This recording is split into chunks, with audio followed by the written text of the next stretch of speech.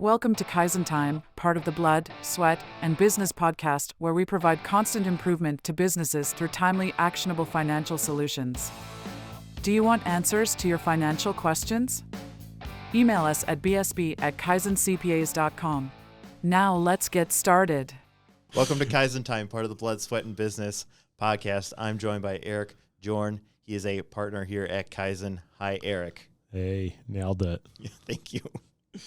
We're going to be talking about depreciation and tax. How can businesses maximize their depreciation deductions before the end of the year? Is this the part where you're going to tell me it has to be done before mid-December? Yeah, it's a good idea to think about this well before mid-December because, hey, I'm going to order something, and how long does it normally take to get big equipment into your business? Generally more than 2 weeks, and especially during COVID, we all learned a really hard lesson around this. It was taking months to get stuff. Year-end planning became very difficult where... I never thought about that. Yeah, we used to be able to wait till December 1 to say, hey, let's buy some stuff, and then you just go out, or you could go to a dealership and buy a car tomorrow. Mm-hmm. Well, there was no cars on the lots or no work trucks on the lots, and all of a sudden, everybody struggled with what can I buy and how can I get it in service? So with that said, because some of them it has to be in service and actively doing its job before the end of the year or within the first, was it 3 months of purchasing it? Well, so to depreciate an asset, it has to be in service by the end of the year, meaning it has to be ready to go. It has to be producing. Yes. It has to be doing something. Yep. So that is the key, is if it's not in service, then it's a next year thing. So if you don't give yourself enough time before the end of the year, you might lose a deduction for something that could have been really helpful. Exactly.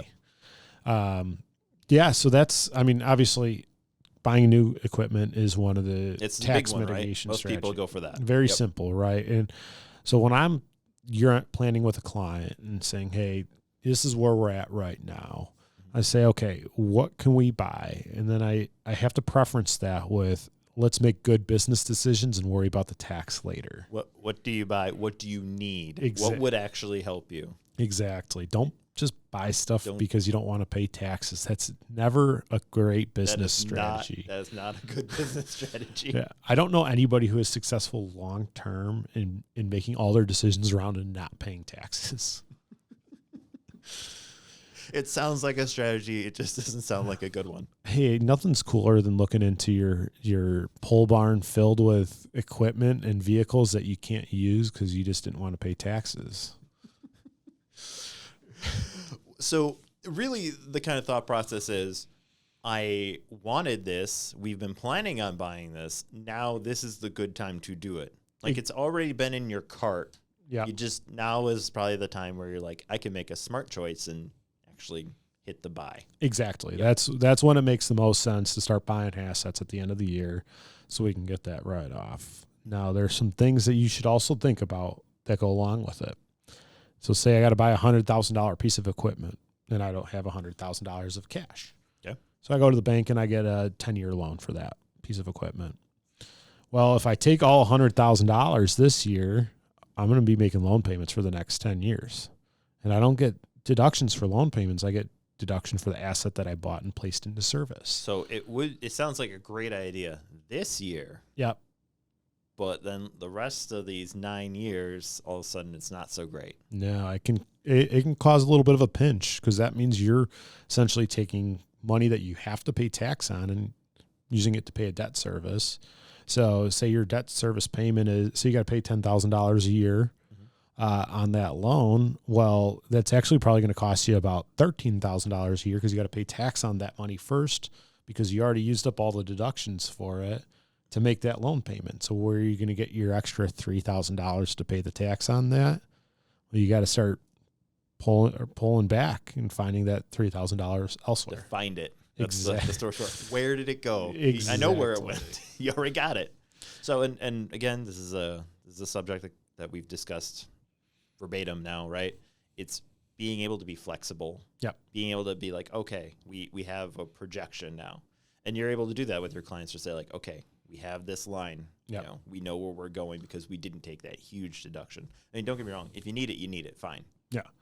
Yeah, and that's what, if you don't say you don't have your books done until the end of the year is done, you take all your source documents, bring them to your accountant, they do your books at the end of the year, prepare a tax return. How did you make that decision? Like, how did you know what decision to make? You did it in like a box, basically. Yeah. You're not looking at the full picture. You just at that point in time, right, you just guessed on what that was. And maybe you overbought equipment that you don't need.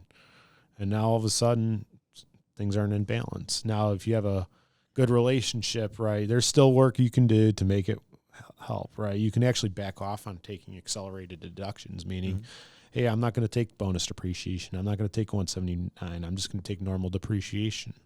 Still very aggressive in the first year, but at least you have some remaining. But say you did that with a lot of expensive equipment with a long loan term, right? You might put yourself in a bad tax position later on for a good tax position today. And what's the old term? Jumping over dollars to save pennies can sometimes come into play there. This almost sounds like the way the Bears do drafting. Yes, exactly. Oh, let's not talk about the Bears. We don't need to talk about that. That's sad. But it is a similar thing. You may be thinking about this short term. This is really great. This may help us, but down the road, this is really not the greatest solution. And again, when you take a look at it from this, I like to say 2,000 feet up, right? You're like, oh, well, yeah, I got that money now, but I could have gotten so much more in the end.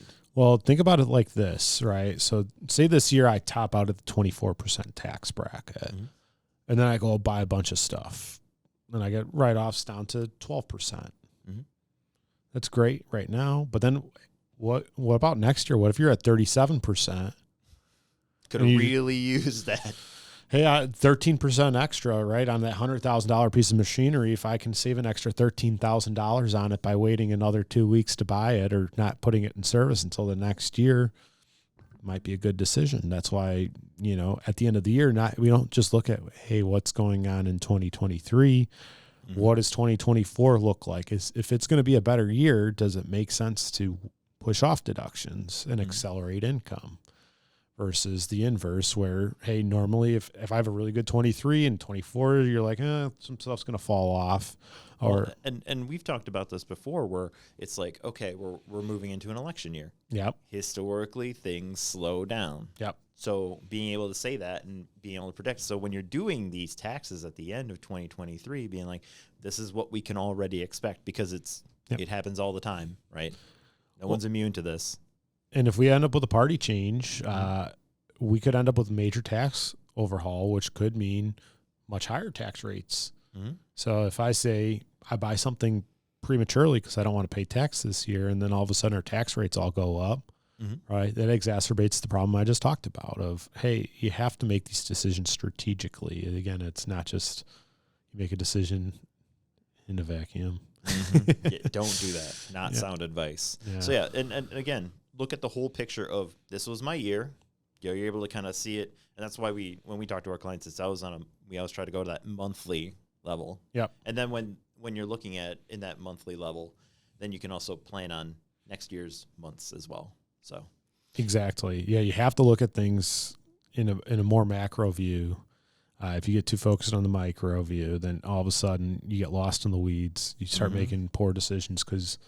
What is it? You can't see the forest through the trees. Look at that. We're gonna hit all these that I can. Yeah, every single one. Dude, should I just save the last couple of minutes for you to just go through them one day? No, I think we're good. So is there anything else you want to add, Eric? No, I really think those are the big ones. Some other things to think about. Am I maybe doing a business acquisition this year? Are we going to close this year? Are we going to close next year? Because those are even bigger dollar values, right? Exactly. And that could be a part of your whole entire depreciation and tax strategy is, hey, I'm going to do an acquisition. And within that acquisition, I am buying depreciable assets. And actually, one of the negotiations within the selling of that business is how do we split up the purchase price allocation, meaning how much are tangible assets that I can write off 100% today and how much of it is Goodwill, I've heard the word blue sky. What is the intrinsic value of the organization?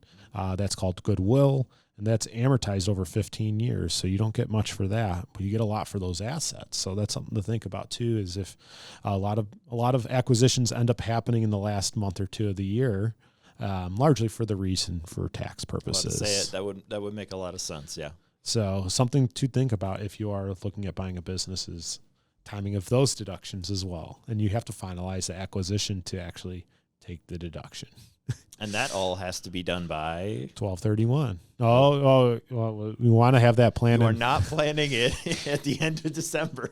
Well, if you're doing an acquisition and if we're planning it from if the plan starts on 12/15, if you can close by 12/31, like you get a gold medal award. Eric will walk over and provide you a gold medal. That is going to be a paper napkin contract, asset purchase agreement, and you're going to be sitting at a bar writing down a paper napkin and signing it there and over then paying a beer. with cash.